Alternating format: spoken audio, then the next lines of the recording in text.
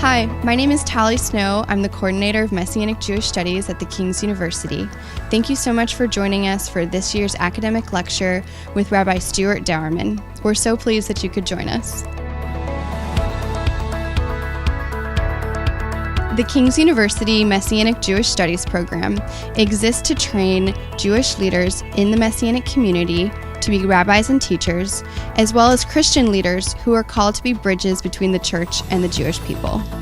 Mark Kinzer singles out three factors that contributed to the birth of the Congregational movement. First, the countercultural mentality at the time. Secondly, the ethnic trend of ethnic self-assertion and pride. In other words, the rise of claiming one's ethnic identity. And thirdly, a political military event, the Six-Day War. The Six-Day War was very catalytic.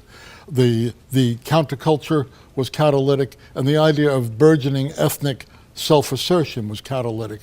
But I would add two more. The first is the Jesus movement, which was a revival that took place in the late 60s and early 70s. That really, all these Jews were coming to Yeshua faith. I lived at a time in San Francisco where when you picked up a hitchhiker, either the hitchhiker witnessed to you or you witnessed to the hitchhiker. That's just the way it is. You know, it was uncanny. Sam Nadler picked up a hitchhiker. Sam Nadler formerly worked with Jews for Jesus, then with Chosen People. Now he's got independent work in Charlotte, North Carolina. Picked up a hitchhiker. It turned out the guy was a murderer who had gotten away with murder in the midst of a robbery. Sam witnessed to him. The guy went and turned himself into the FBI. He had gotten away. They didn't know he was involved. He turned himself in, and they'd never seen anything like that before. And he went off to prison, went to Hayford prison in Florida. No doubt he's still there. He started a whole flock of Bible studies down there.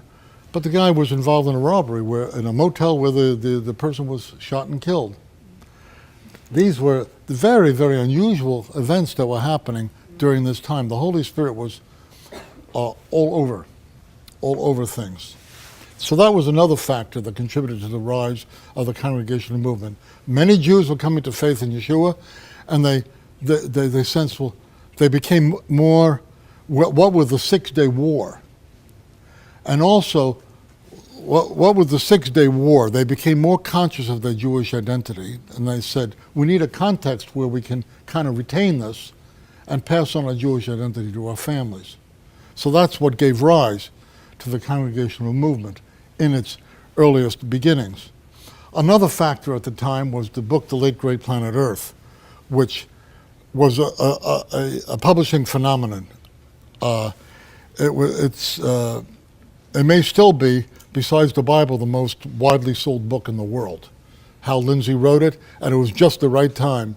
And that created a whole sense of the world is, Jesus is coming back any day now, and that created a lot of ferment.